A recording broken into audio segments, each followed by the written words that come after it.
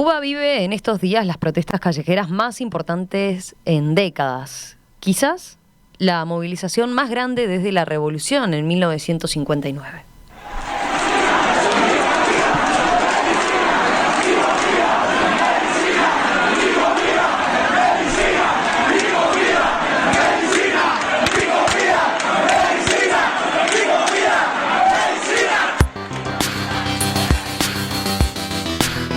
Las manifestaciones comenzaron el domingo en varios puntos de la isla caribeña con gritos de libertad y abajo la dictadura, y lograron tal flujo de personas que capturaron la atención internacional.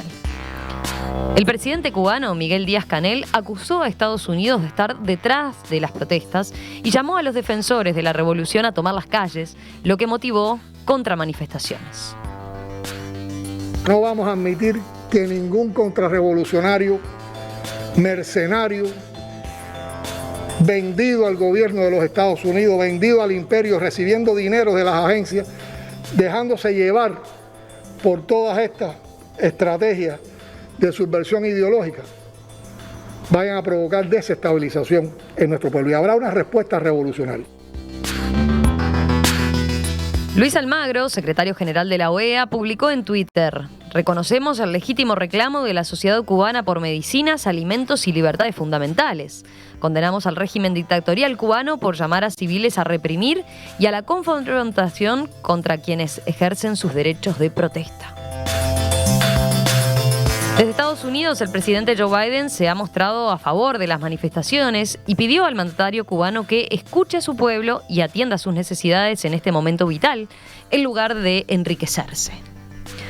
Mientras tanto, el gobierno de Rusia rechazó la injerencia extranjera y aseguró que las autoridades cubanas están tomando todas las medidas necesarias para restaurar el orden público. ¿Qué está ocurriendo en Cuba? ¿Cómo se llegó a esta situación? Vamos a conversar en los próximos minutos con la periodista Catel Aviven, directora de la agencia France Press en La Habana. Catel, ¿qué tal? Buen día, un gusto saludarte. ¿Cómo estás? Muy bien, muy bien. Catel, primero una consideración general. ¿Se vivió verdaderamente como algo histórico las movilizaciones del domingo? ¿Cómo lo percibiste? Sí, algo muy histórico. De eso me di cuenta hablando, por ejemplo, con los periodistas cubanos que trabajan para nosotros en AFP y que me dijeron enseguida, viendo las imágenes, que nunca en su vida habían visto cosas así. Así que realmente nos dimos cuenta que estábamos ante un hecho histórico. Uh-huh. Las movilizaciones fueron en 40 ciudades concretamente. Uh-huh. Exacto, eso empezó en un pequeño pueblo que está cerca de La Habana, unos 30 kilómetros de La Habana, San Antonio de los Baños, y fue una protesta de unos, no sé, 2.000, 3.000 personas, y que fue grabada en vídeo y difundida por Facebook. Entonces la vimos y creo que muchos cubanos la vieron al mismo tiempo, y entonces eso dio ideas y hubo un efecto de contagio a todo el país, y entonces vimos protestas en pequeños pueblos por toda la isla y luego llegó a La Habana. Uh-huh. Así que fue después que llegó a La Habana concretamente. Exactamente, más bien por la tarde que llegó a La Habana, que es habitualmente un lugar donde es más difícil hacer protestas porque la presencia policial y militar es más importante. Pero aún así fue impresionante la cantidad de gente que salió a la calle perdiendo el miedo que tienen habitualmente. Quería preguntarte por esos aspectos. A ver, ¿hubo represión de parte de las autoridades? Seguro hubo detenidos, ¿no? Sí, hubo como más de un centenar de detenidos. Es muy difícil tener una cifra exacta, pero nos basamos en las evaluaciones que hacen diferentes organizaciones de la sociedad civil, que hicieron listas nominativas de las personas detenidas. Entre esas personas detenidas hay muchas figuras muy importantes de la disidencia, que fueron casi los primeros detenidos.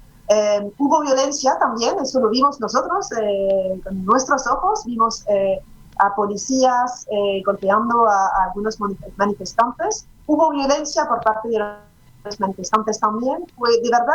Fueron escenas que nunca habíamos visto en La Habana, de una violencia callejera muy, muy fuerte. Ya que ibas a eso, justo yo mencionaba recién en la introducción que Díaz-Canel llamó a los revolucionarios a recuperar la calle, ¿no?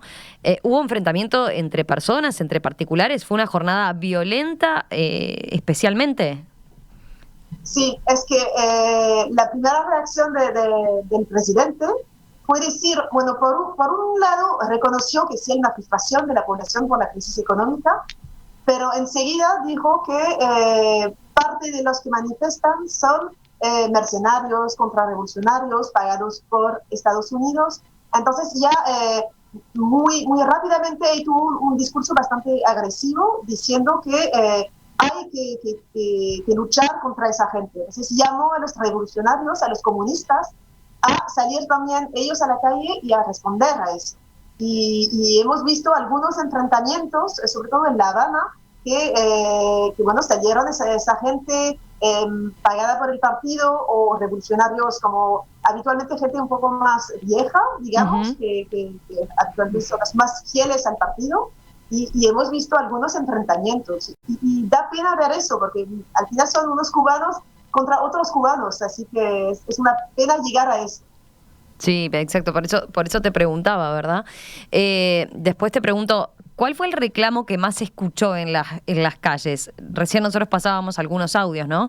Había gritos por libertad, había gritos por medicamentos. Tú desde allí, ¿qué comprobaste? Fue interesante porque al principio fueron como pedidos más básicos, digamos. Era, tenemos hambre. ¿Dónde están los medicamentos? Y muy rápido pasó a reclamos políticos. Fue abajo la dictadura, abajo el comunismo, que se vayan, libertad. Así que realmente la población se da cuenta que sí, por una parte las dificultades económicas que tienen que ver con el embargo de Estados Unidos, pero por otra parte se dan cuenta que el gobierno también tiene parte de la culpa, así que están muy cansados y quieren una respuesta. Te consulto por dos aspectos. ¿Cuál es la situación ahora de las personas que fueron detenidas? ¿Hay información al respecto? Muy poca. Justamente ahora tengo un equipo que mande a ver a diferentes estaciones de policía, donde hace días que están llegando familiares de los detenidos para informarse y saber un poco más. En muchos casos, las familias ni siquiera saben dónde están detenidos sus hermanos, sus hijos, y entonces eso genera una angustia muy fuerte. Y no sabemos hasta que los liberen, no sabemos dónde están, no sabemos qué pasa. Entonces, creo que va a seguir así por unos días más, por lo menos. ¿Cómo se vivió? Estamos hablando particularmente de lo que fue la jornada del domingo. Ayer, que era un día de mucha tensión también, ¿no? Por ser el día después de las protestas. ¿Cómo se vivió en las calles? Bueno, ayer realmente había una presencia, y todavía hoy la hay, porque la vi esta mañana, una presencia de policía y de militares muy fuerte, también que es algo muy específico a Cuba, de civiles que trabajan para la policía, que hay muchos y se reconocen enseguida porque tienen un físico particular, y bueno, se reconocen esos grupitos de civiles que sí trabajan para el Estado. Entonces había una presencia tan fuerte de todas esas fuerzas que al final fue una jornada bastante tranquila. No hubo muchos disturbios, salvo una protesta que nosotros cubrimos ayer al final de la tarde en un pequeño barrio de La Habana, que es un barrio pobre que se llama La Guinera. También hubo algunos disturbios durante la noche, también en barrios pobres. Pero en el centro de La Habana realmente hay tantos policías y tantos militares que de momento está todo tranquilo. Uh-huh. Y en el resto de las ciudades tampoco no se volvieron a dar protestas.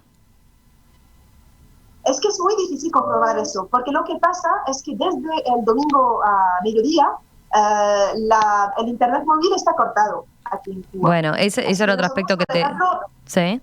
Exacto. Por ejemplo, aquí en la oficina tenemos internet, porque tenemos un internet fijo, digamos, con el wifi y todo eso, pero muy pocas personas en Cuba tienen ese acceso. Para la mayoría de los cubanos, el único acceso a internet que tienen es a través de la 3G o la 4G.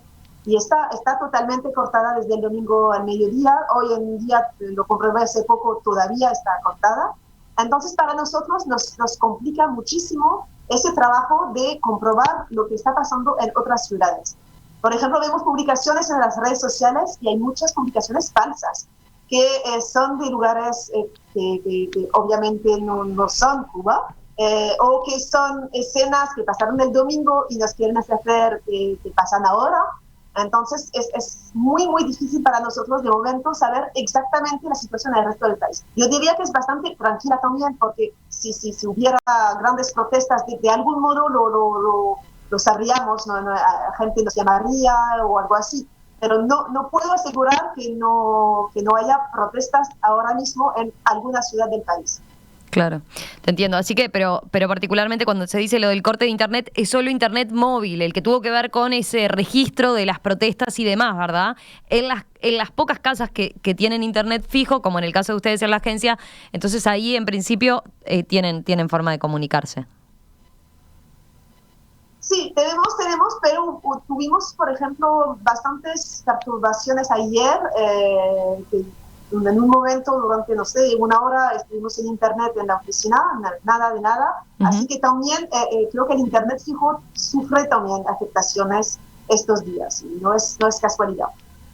Catel, te propongo, vamos a hacer una breve pausa y enseguida te consulto sobre las causas, ¿verdad? Ahora veníamos describiendo lo que se vivió en estas últimas 48 horas, pero bueno, está de por medio el fenómeno redes sociales, del cual dábamos cuenta más temprano, está de por medio la pandemia, la situación económica y de escasez de alimentos y medicamentos que se venía viviendo, está de por medio el nuevo liderazgo, ¿no? de Díaz-Canel en lugar de los Castro. Bueno, con eso venimos enseguida. Esta mañana, aquí en Perspectiva, estamos situados en Cuba para conocer lo que está ocurriendo en este país caribeño que tuvo el domingo las protestas más masivas en décadas.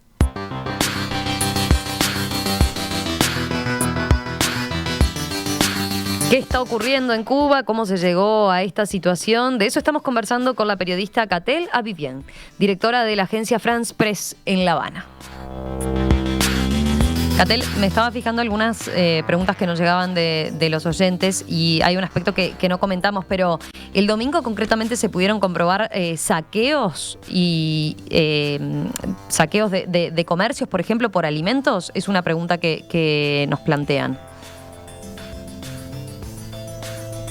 Sí, vimos algunas imágenes en las redes sociales en ciudades, creo que fue Holguín, ciudades de provincia, donde ocurrieron algunos saqueos, pero no fue la mayoría de los hechos. De verdad fueron muy pocos, creo, los saqueos.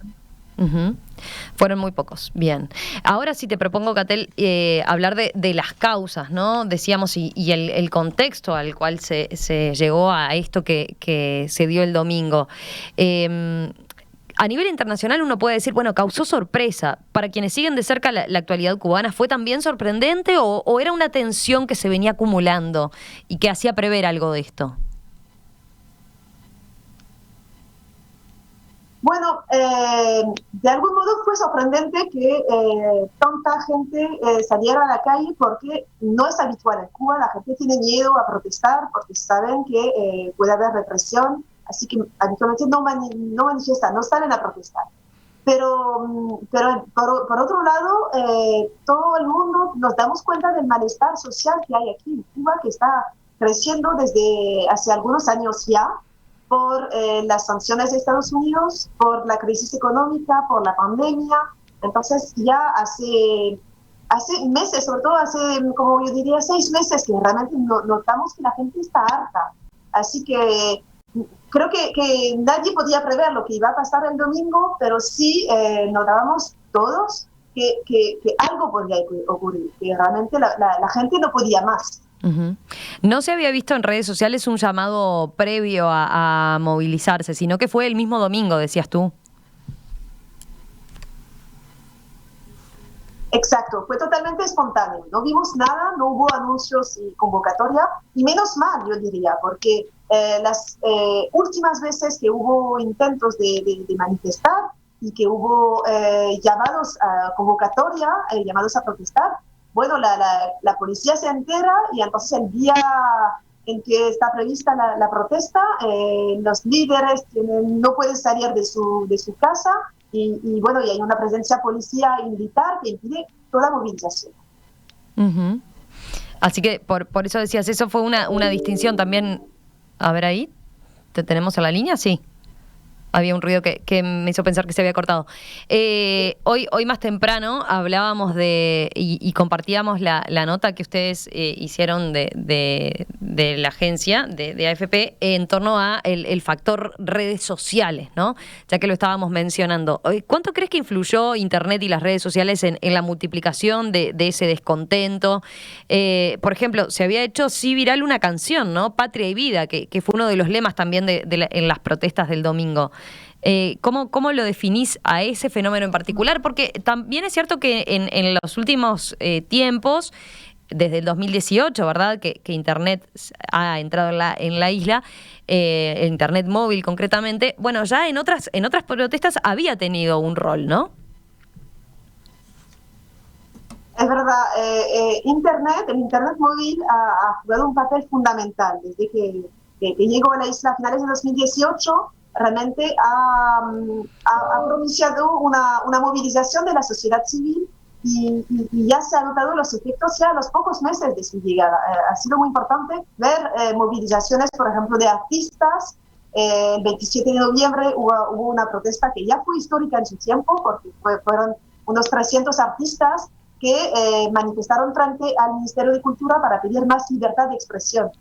Y desde entonces, cada 2 o 3 meses, tenemos un pequeño evento que tiene que ver con redes sociales y que entonces que moviliza a la gente. Entonces, sí, y lo de domingo fue totalmente por eso. Fue gracias a la difusión de esa protesta a través de Facebook que eso dio la idea a otras protestas. Así que realmente sin Internet no hubiera sido posible un evento como el del domingo. Y hay un factor generacional también, ¿no? Que está allí jugando, digamos, o sea, los jóvenes que están muy abocados al uso de las redes sociales son los que están manifestando su mayor malestar y están liderando de alguna forma la protesta, lideraron la protesta del domingo, ¿no? Sí, es verdad que los jóvenes son realmente, bueno, como es normal, los más activos en las redes sociales, así que los vemos mucho. Yo de verdad que en los 3 años que llevo viviendo aquí, he visto crecer, por ejemplo, una comunidad Twitter en Cuba, que ha sido muy interesante ver eso, y esos jóvenes ahora piden, no necesariamente piden un cambio de régimen, piden más espacio, más libertad de expresión, la posibilidad de un diálogo entre opiniones diferentes. Realmente piden un poco más de espacio para crecer, ¿no? Y también para hacer, por ejemplo, tener más actividad económica, que montar un negocio sigue siendo muy difícil en Cuba.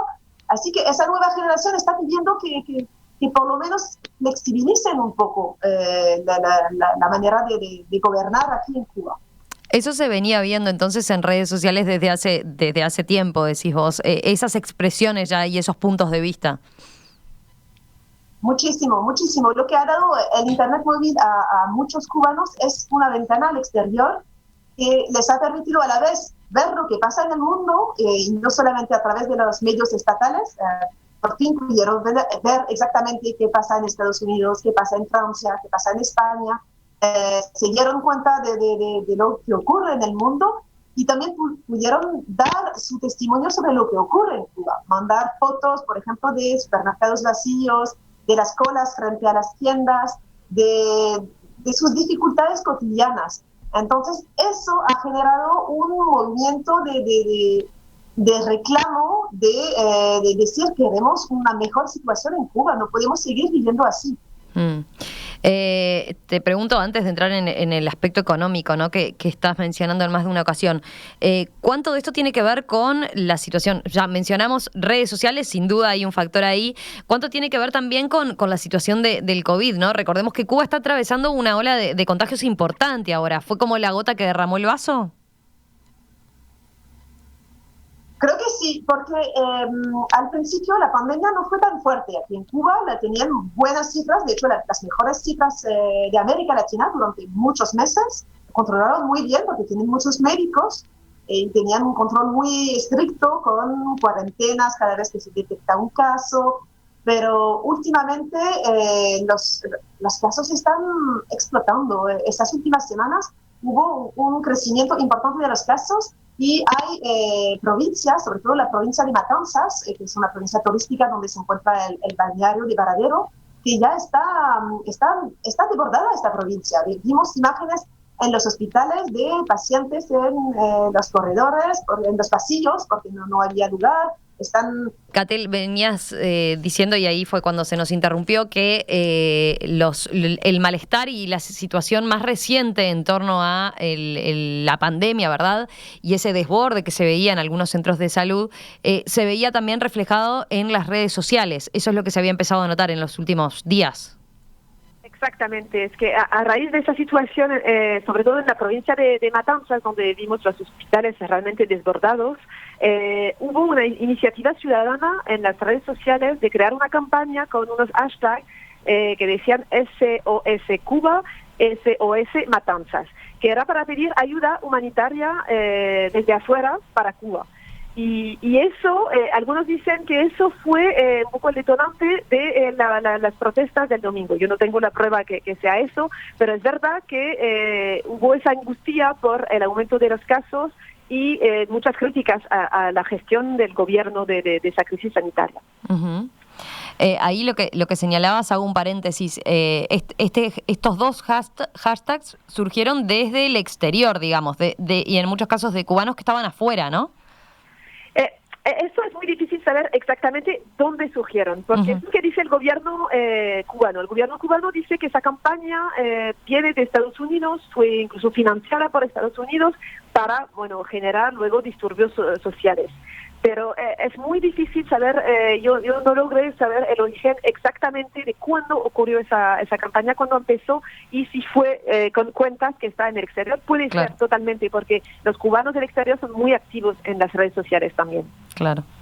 Veía, sí, ahí manifestaban mucho su preocupación por sus familiares en torno a la situación del COVID. Pero también una pregunta que está latente y en esta situación se aplica es, hay que recordar también que Cuba desarrolló sus propias vacunas, ¿no? Que venían teniendo buenos resultados. De hecho, es la primera vacuna en América Latina.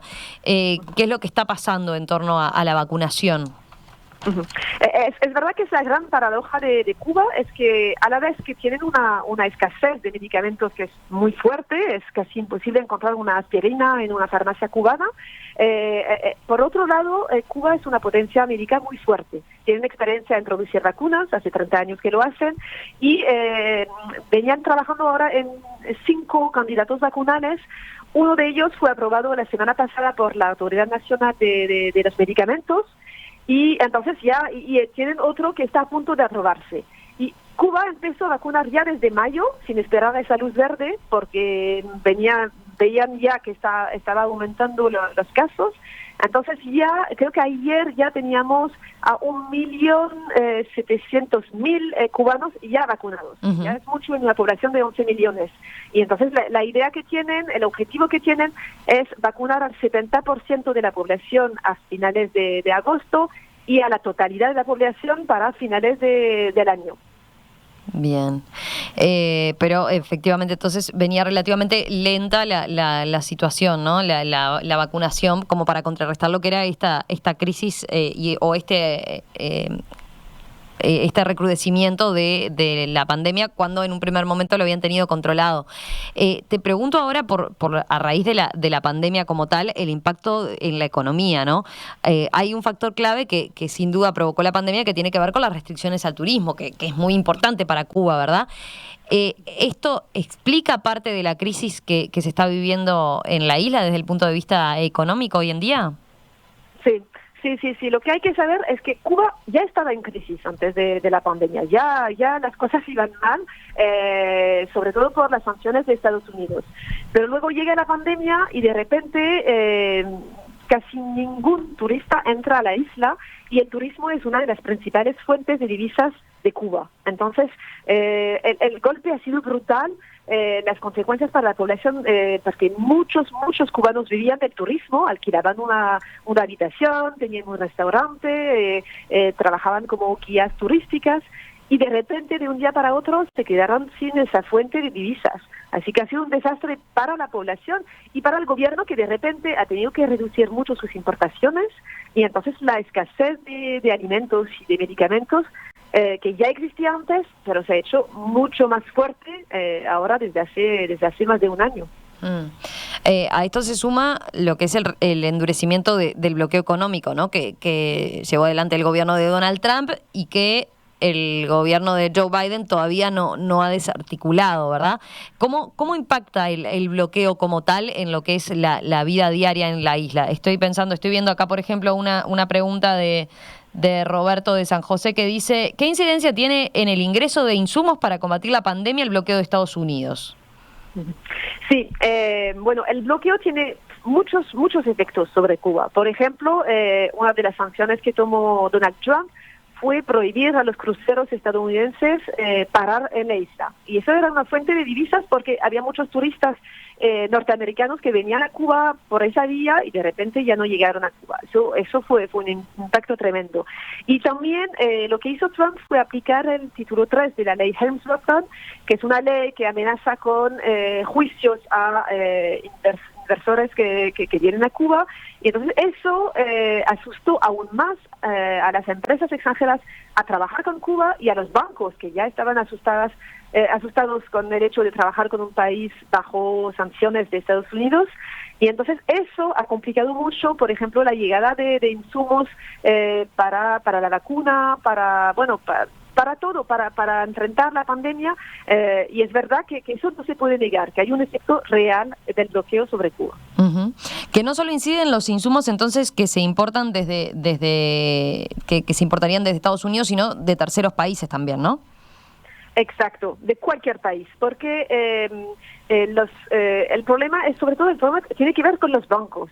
Es que los bancos no quieren tener nada que ver con Cuba. Hay cada vez menos bancos en el mundo que quieren trabajar con Cuba, así que, por ejemplo, el gobierno cubano puede comprar insumos, digamos, a Suiza, y el banco suizo no va a querer tramitar esa transacción, ese pago, por temor a las sanciones de Estados Unidos. Así que realmente cuando Cuba dice que el embargo tiene un efecto extraterritorial, está hablando no solamente del efecto en Cuba, pero en el efecto en todo el mundo, que Cuba está realmente como un país con el que ningún banco quiere trabajar ahora mismo. Sí, de hecho Díaz-Canel ha dicho que Estados Unidos ha implementado una asfixia económica, ¿no? Así lo ha denominado el bloqueo.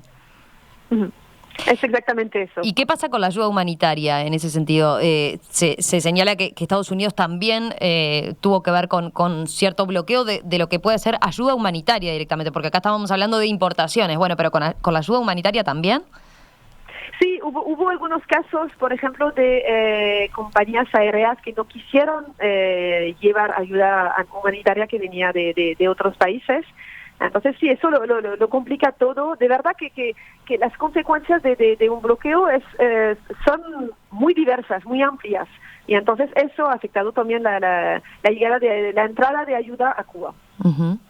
En lo que tiene que ver con la economía, también se han dado algunas reformas, ¿no? En los últimos tiempos en materia económica que evidentemente también inciden, ¿no? Estoy pensando en lo que tiene que ver con la comercialización en dólares. Por ejemplo, ¿cómo lo ubicarías? Sí, hubo muchas reformas bastante impopulares últimamente por el gobierno. Una de esas fue la apertura de tiendas en dólares, que eso fue un golpe muy fuerte, y ahora hay cientos de tiendas en dólares cuando los cubanos cobran en pesos cubanos, y encontrar dólares es complicado en la isla. Los bancos cubanos nunca van a cambiar pesos cubanos contra dólares, nunca van a entregar dólares, así que los cubanos los tienen que encontrar en el mercado negro y los pagan muy caro. Y por otro lado hay otra reforma que se aplicó a partir de enero, que es la unificación monetaria, que eso también lo complicó todo y generó una inflación tremenda, un aumento de precios muy fuerte, y son dos factores que realmente complican aún más la vida de los cubanos. Uh-huh.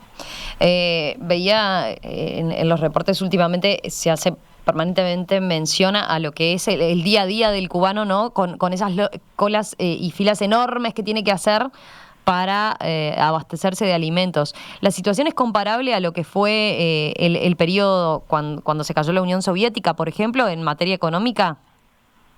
Sí, es lo que muchos cubanos dicen, que eso les recuerda perfectamente el periodo especial, que fue esa crisis económica de los años 90, y realmente todo el mundo dice que estamos viviendo como ese periodo o incluso peor, porque realmente ahora la gente está pasando hambre, sobre todo en provincia. Así que realmente sí, es muy duro eso el tema de las colas, que realmente la gente tiene que madrugar para estar ya bien temprano frente a las tiendas y pasan horas y horas para esperar poder entrar a la tienda, e incluso cuando entren a la tienda a veces no hay mucho para comprar. Eso quizás nos podés contar algún otro relato de así más de la vida diaria, digamos, que nos permita dimensionar de lo que estamos hablando, ¿no? Acá tienes que pasar horas solo para hacer la fila y entrar a poder comprar lo poco que pueda comprar también, como señalás, ¿no? ¿Qué otro caso podés comentarnos? Bueno, el tema también muy grave aquí es el tema de los medicamentos. Lo que ocurre es que, bueno, la gente también hace colas frente a las farmacias, pero casi no hay nada. Entonces, lo que hay es todo un mercado paralelo. Entonces, la gente tiene que comprar, hay grupos WhatsApp, grupos Telegram, donde la gente, o hay gente solidaria que propone regalar algunos medicamentos, pero también hay un negocio de gente vendiendo, comprando medicamentos, y es muy difícil. Uno de los periodistas de la oficina, que es cubano, me decía que estaba buscando medicina para su madre, que es anciana y enferma, y él tuvo que comprar en una ciudad como muy lejos de La Habana, pero encontró, gracias a las redes sociales, y encontró esa medicina, pero fue muy complicado, y tuvo que organizarse para que alguien le llevara la medicina desde esa ciudad hacia La Habana. Son cosas que cuando uno vive en un país, digamos, normal, ¿no? No se puede imaginar. Otra cosa que se venía dando últimamente eran los cortes de luz, ¿no? Producto también de la crisis energética, entre otras cosas por la situación económica, ¿verdad? Exacto. Hay ciudades que tienen cortes de 4, 5, 6 horas cada día. Eso es muy fuerte y muy difícil de vivir, por ejemplo, porque hace un calor tremendo ahora mismo en Cuba, y la gente, si les cortas la electricidad, no pueden poner un ventilador o el aire. Y entonces eso, y lo reconoció el propio presidente Díaz-Canel cuando estuvimos con él en San Antonio de los Baños el domingo, y él dijo que esa situación energética fue lo que calentó los ánimos. Y es verdad que la gente es como otra dificultad más para los cubanos. Claro. Después, en lo que tiene que ver con la situación política, yo decía hoy más temprano, bueno, ¿cuánto incide también el manejo del gobierno de Díaz-Canel, ¿no? ¿Cómo definirías? ¿Hubo cambios en su política con respecto a lo que llevaba adelante Raúl Castro? Es un tema para conversar largo, pero quizás nos podés hacer una síntesis de cuánto implica el hecho de tener otro liderazgo, ¿no? Distinto al de los Castro. Bueno, para Miguel Díaz-Canel no ha sido fácil, porque, bueno, llegó sin la legitimidad histórica de Fidel y de Raúl Castro, y eso hace la diferencia para la población, y llegó ya en un momento de crisis económica, cuando llegó ya estaba Trump, y entonces tuvo que lidiar con muchas dificultades. Lo que se puede decir es que él realmente ha intentado hacer reformas. Desde que llegó está haciendo muchas reformas, está intentando cambiar las cosas, abrir más al sector privado, pero de verdad le ha tocado el peor momento. Así que es muy difícil, y todavía la gente tiene más confianza en una figura como Raúl Castro que en Díaz-Canel. ¿Él ha aparecido? ¿Raúl Castro ha aparecido ahora en estos últimos días? Bueno, justo hoy supimos, lo publicó Granma, que hubo una reunión el domingo del Buró Político del Partido Comunista en la que participó Raúl Castro. Eso es muy fuerte, porque Raúl Castro oficialmente está jubilado. Dejó el poder en abril, pero volvió, y es muy importante, y lo ponen en portada de Granma para decir, bueno, Raúl Castro está, y creo que eso es un mensaje importante para la población también, porque todavía tiene esa figura muy fuerte, ese reconocimiento histórico, y entonces el hecho de que aparezca creo que es algo muy simbólico y muy fuerte. Por lo que decías, uniéndolo con lo que señalabas más temprano, ¿no? El reclamo concretamente de la ciudadanía. ¿En qué crees que puede desembocar, simplemente para ir cerrando, esta situación que se vivió el domingo? ¿En un hecho puntual? ¿Qué es lo que puede venirse ahora concretamente en estas próximas horas, en estos próximos días? Teniendo en cuenta la gravedad de la situación, que eso no va a cambiar en el corto plazo, y lo que es la amenaza para el gobierno de estas movilizaciones que, por lo visto, fueron importantes, ¿verdad?, en lo que es la historia reciente de Cuba.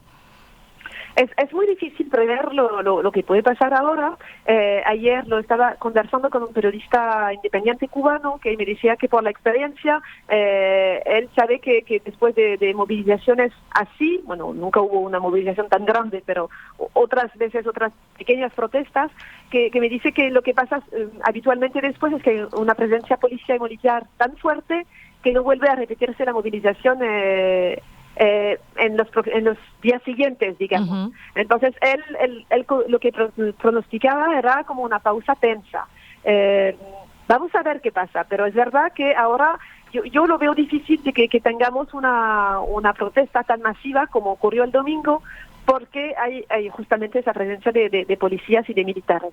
Pero sí, el malestar va a seguir. El malestar sigue estando aquí, y entonces el gobierno tiene que hacer algunos anuncios, tiene que hacer algo para calmar un poco el ambiente, porque eso se nota, que está muy tenso el ambiente. Y por lo pronto, recordemos lo que señalabas, ¿no? Sigue cortado, internet móvil sigue cortado, ¿no? Sí, sigue cortado. O sea, la forma de canalizar entonces ese descontento no va a estar quizás de manera tan generalizada en las redes sociales como estaba antes del domingo, ¿verdad? Exacto. Y hay que ver un poco la respuesta que fue la de Díaz-Canel ayer, que fue comparecer en la televisión, que es como el medio tradicional, ¿no? Él no usó las redes, bueno, hubo mensajes en las redes sociales, obviamente, uh-huh, pero él usó la televisión para transmitir su mensaje. Era una manera de decir, bueno, ahora volvemos a los medios tradicionales para decir las cosas importantes. Vamos a ver qué pasa. Yo no veo el gobierno dispuesto a abrir un diálogo, a hacer grandes cambios, pero algunas pequeñas cosas puede anunciar o puede hacer para tal vez calmar un poco el ambiente. ¿La ayuda internacional puede destrabarse también? ¿La qué, perdón? La ayuda internacional, digo, dado que ahora los ojos del mundo empezaron a mirar a Cuba a partir del domingo por la situación que se estaba viviendo más recientemente, si se puede venir si puede aliviar en algo la situación, ¿no? Podría ser, pero también el gobierno cubano siempre desconfía mucho de una ayuda exterior, porque siempre teme que eso sea un peligro para su soberanía.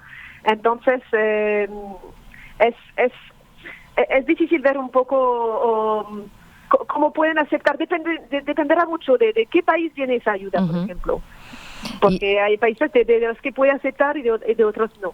Y sin duda de las decisiones que tome Joe Biden, ¿no? Respecto a lo que había prometido, por ejemplo, en la campaña política, de desandar algunas de las medidas que había adoptado Donald Trump, ¿verdad? Que por ahora ha mantenido incambiadas, ¿no? Exacto, había muchas esperanzas aquí con la llegada de Joe Biden. De verdad, todos los cubanos pensaban, bueno, ya se termina esa época de sanciones muy duras. Y bueno, llegó Biden y nada ha cambiado. Y ahora con la tensión diplomática que vemos esos días, yo no veo a Joe Biden cambiar esas medidas. De momento no tiene motivos por qué hacerlo. Así que habrá que ver, pero no. Yo creo que de momento vamos a seguir así, con ese régimen de sanciones. Y al final, cuando se piensa en el objetivo que estaba buscando, que siempre estuvo buscando Estados Unidos con ese embargo, esas sanciones, que era provocar un cambio de régimen, al final tal vez están pensando estos días en Estados Unidos que están logrando algo. Claro, justamente, si toma una decisión en el otro sentido, de aflojar un poco con las medidas más duras del embargo, podía interpretarse como una señal contradictoria hacia los manifestantes, ¿no? Está todo eso en juego, es muy complejo realmente. Exactamente, es que el embargo es muy inhumano, eso de verdad hay que reconocerlo, es porque hace sufrir la población. Pero si me pongo del punto de vista de Estados Unidos, ellos pueden pensar, bueno, por fin logramos algo, por fin tenemos disturbios y tal vez eso lleva a algo. Así que no creo que entonces den marcha atrás ahora sobre las medidas. Catel Avivien, periodista, directora de la agencia France Press en La Habana, Cuba. Muchas gracias, Catel. Ha sido un gusto conversar contigo. Muchísimas gracias por este reporte que nos hace llegar desde allí. Quedamos pendientes, atentos a la situación que se vive ahí en la isla y volvemos a contactarnos en cualquier momento. Gracias. Un abrazo. Hasta luego.